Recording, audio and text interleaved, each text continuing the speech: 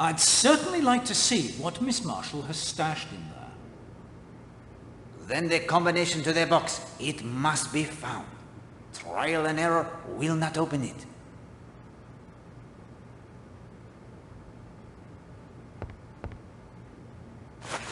That's a rather nasty-looking stick pin.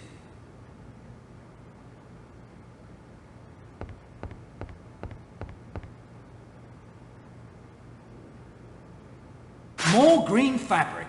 From the ashes, it looks like quite a bit was burned here.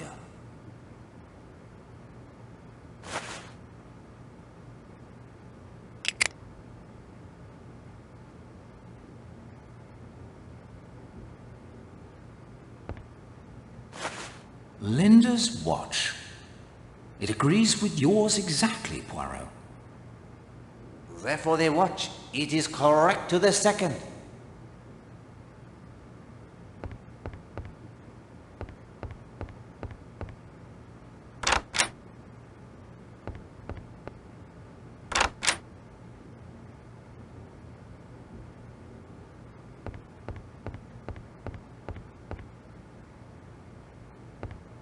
May I put to you some questions, mademoiselle?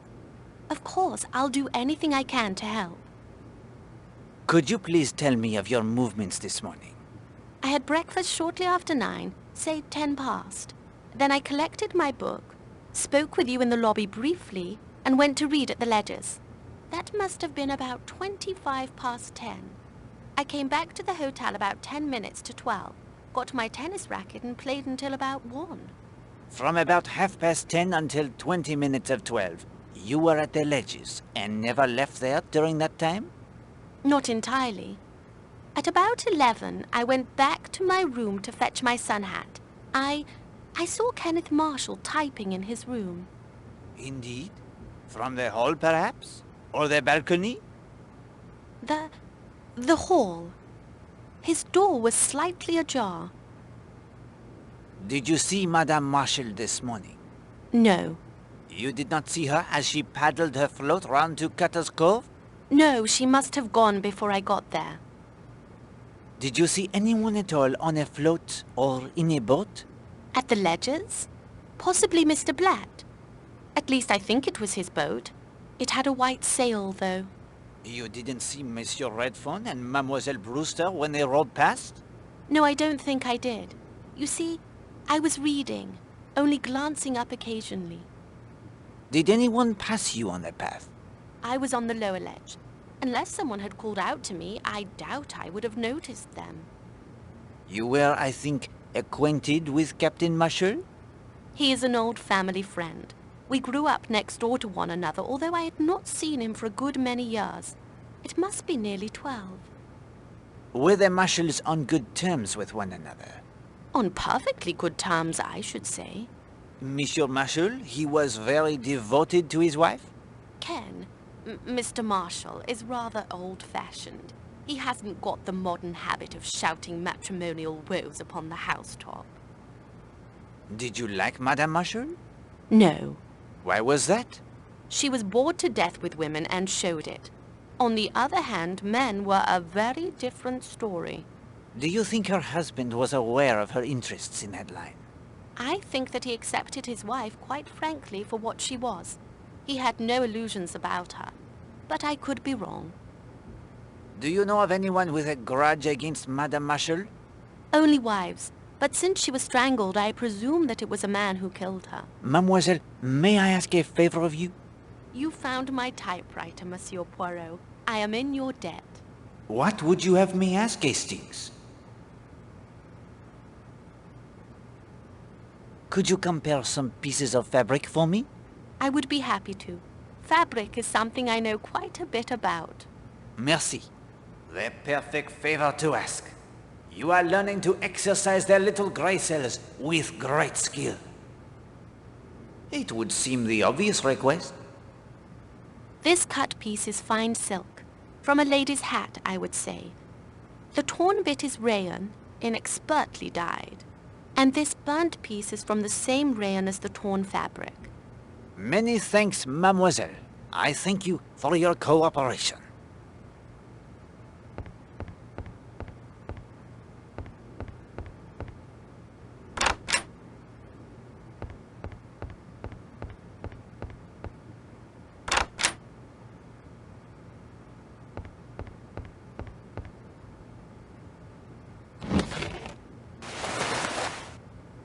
A rather touching photograph.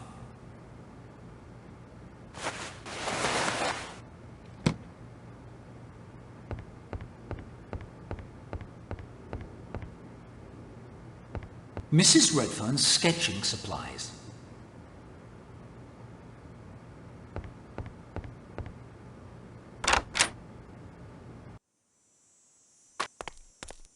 You were right, Monsieur Poirot, weren't you? Madame? You asked me to have patience, and now Arlena has been removed from the picture. Perhaps. But the manner of her removal is not something to celebrate, I think. Oh, I'm not celebrating, I'm not that callous. But I do know that eventually that door will open, and it will be my husband standing there. If you could give me an account of your movements this morning? Of course. Let me see. On my way down to breakfast, I stopped in to see Linda Marshall and fixed up with her to go to Sanctuary Cove. That was about 9:40. After breakfast, I saw you in the lobby. I sketched that man for you at about 20 past 10. Again, my thanks. Then Linda and I set out for Sanctuary Cove. What time was that? Think it was just on 10:30. What did you do at Sanctuary Cove? I made some sketches of the birds, while Linda swam and sunbathed. Have you seen them walk, Monsieur Poirot? It quite reminded me. Ha! We will not dwell upon the birds, madame, if you don't mind. As you wish. What time did you leave? At 11:45. I was playing tennis at 12 with Miss Darnley, Mr. Marshall and Mr. Gardner. How did you know the time? Linda had a watch. I asked her. I see. And then? I packed up my sketching things and went back to the hotel. What was Mademoiselle Linda doing when you left the beach? Oh, Linda went into the sea again. Did Linda Marshall actually enter the sea before you left the beach? Yes. Oh, yes, she ran down the beach. I heard her splashing in the waves as I climbed the path. What happened after you went back to the hotel? I changed into my tennis things and went to the tennis court where I met the others. We played 2 sets and were just going in when the news came about Mrs. Marshall. How did you feel when you learned of Madame Marshall? It was a horrible thing to happen. Yes, but you were so very surprised? I think I see what you mean. No, I was not perhaps surprised. Shocked, yes, but she was the kind of woman. She was the kind of woman to whom such a thing might happen. Yes, madame, that is the truest and most significant thing that has been said to Poirot today.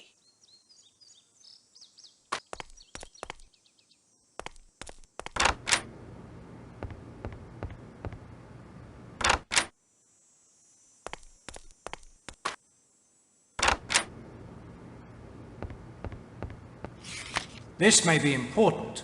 I'll keep it in my notebook.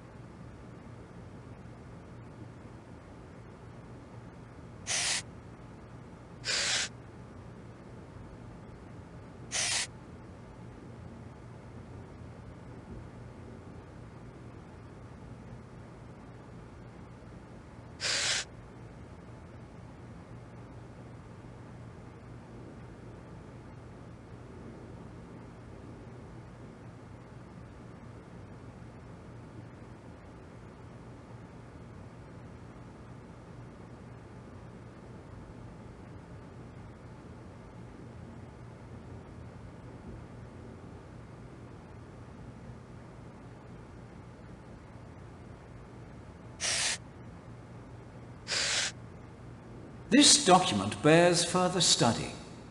I will keep it in my notebook.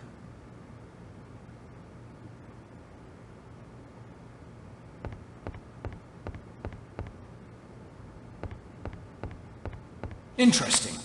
I'll put it in my notebook.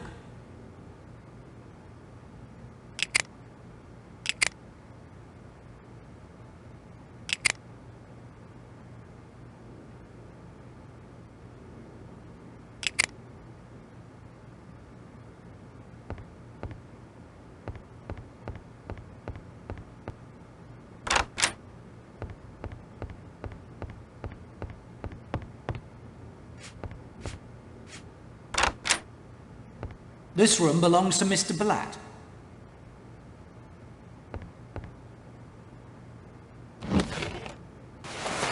Well, would you look at that?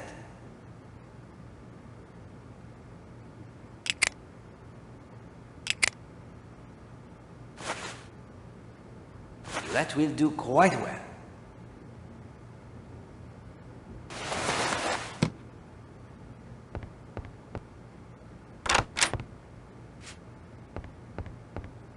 Don't think me rude, sir, but I can't talk right now.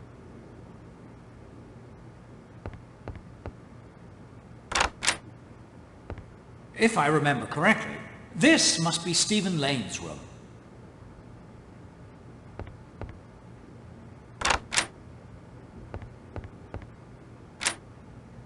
My dear Hastings, we have no need of it.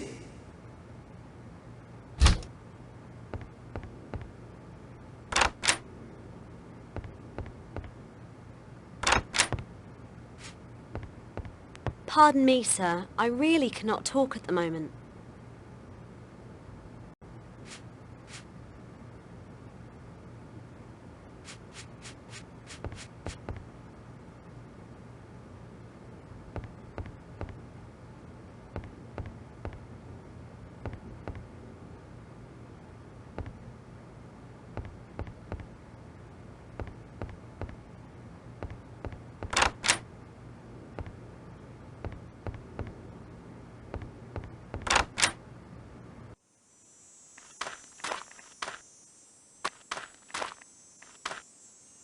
Do not disturb him, Hastings. We may be able to take advantage of his absence from the beach.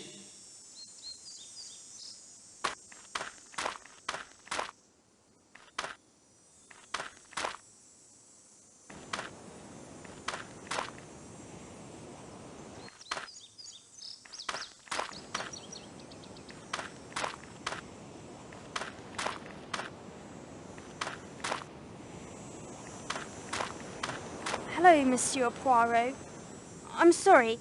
I know I should have stayed at the hotel, but I had to get away. It is of no matter, mademoiselle.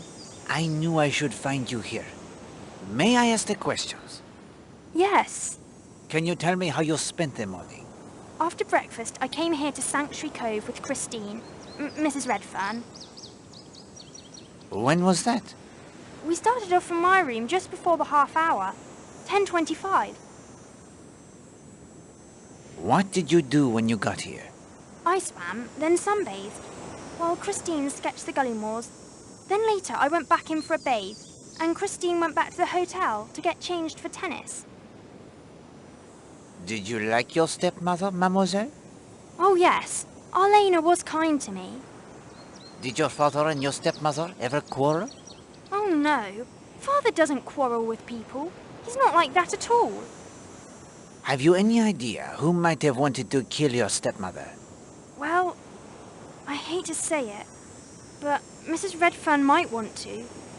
Her husband was in love with Arlena after all. Not that I think she would really want to kill her. I mean, she'd just feel that she wished she was dead. Monsieur Poirot, that isn't the same thing at all, is it? No, it is not at all the same. What time was it that Mrs. Redfern left you? 11:45. Are you sure of that time? Oh yes, she asked me. She didn't want to miss her tennis game. I looked at my watch. It was 11:45. It keeps very good time. I know I can't show you now. I left it in my room when I changed after bathing. When did you return to the hotel? Just about 1 o'clock. And And then I heard about Arlena. You filled a prescription for your stepmother today? What? Oh, yes. Yes, I did. Just a while ago. Trinol. And where is the Trianol now? I put it in her room. There are evil people in the world. They need to be punished. But Mrs. Redfern isn't evil. I don't want her to get into trouble.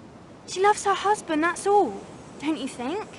I think she loves him very much. Oui, mademoiselle. Look here, Poirot. There are quite a few more things we should be asking her.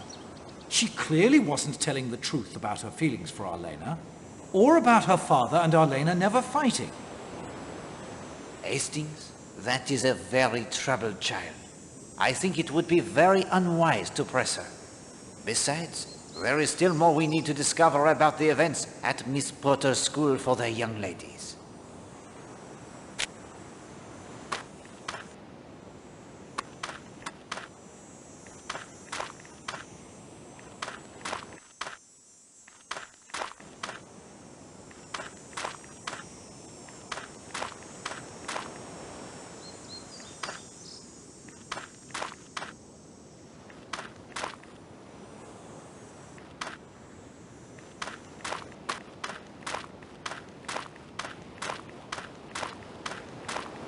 I must speak with you.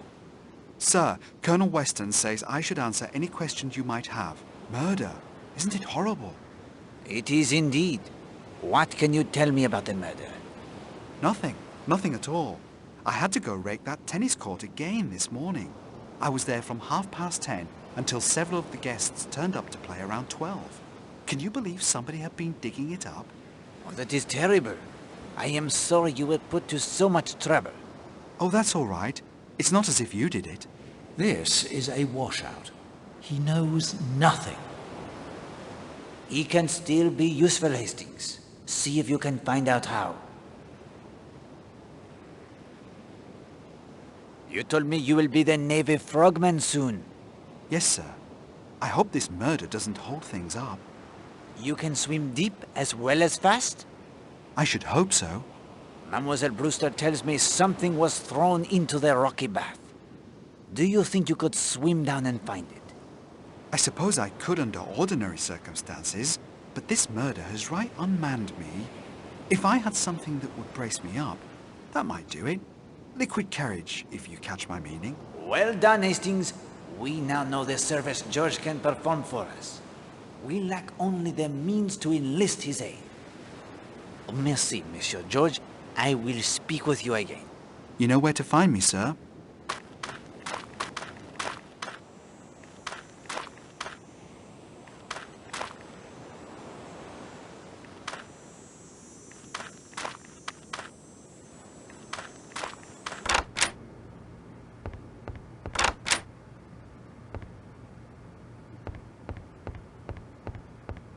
Afternoon, Mr. Poirot. Terrible thing, this murder. I hope you get to the bottom of it. Need a little stimulation to help you think? Choose from the menu if you like. I say, some tasty concoctions here, Poirot. Sorry, sir. All out of dark rum and grenadine, I'm afraid. Blame George. It's his favourite drink. Allow me the contribution. Cough syrup? I can't serve cough syrup to my customers. I say, some tasty concoctions here, Poirot.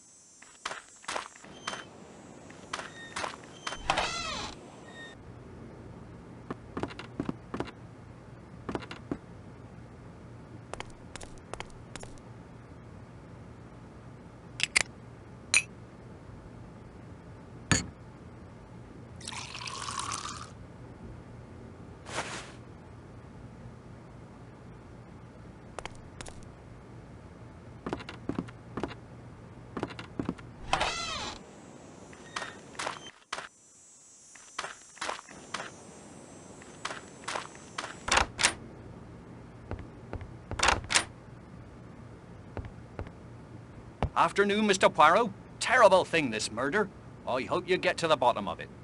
Need a little stimulation to help you think? Choose from the menu if you like. I say, some tasty concoctions here, Poirot. Sorry, sir. All out of dark rum and grenadine, I'm afraid. Blame George. It's his favourite drink. Allow me the contribution. These will do nicely, sir. I can make several planters' punches with these. Thank you.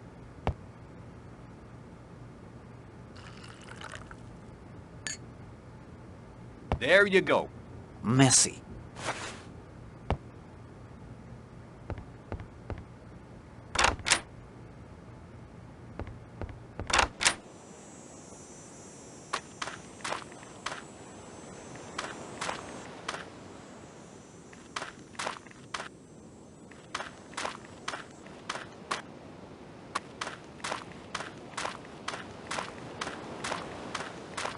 A planter's punch. This will do nicely. Thank you, sir. That certainly restored my nerves wonderfully. Now then, you had a bit of diving you wanted me to do.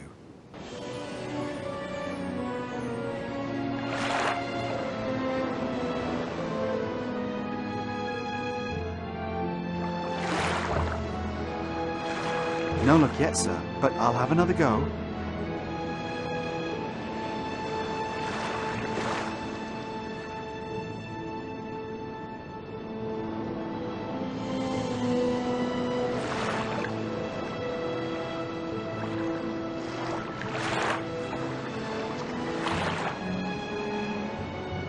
This it, sir. Just a small glass bottle.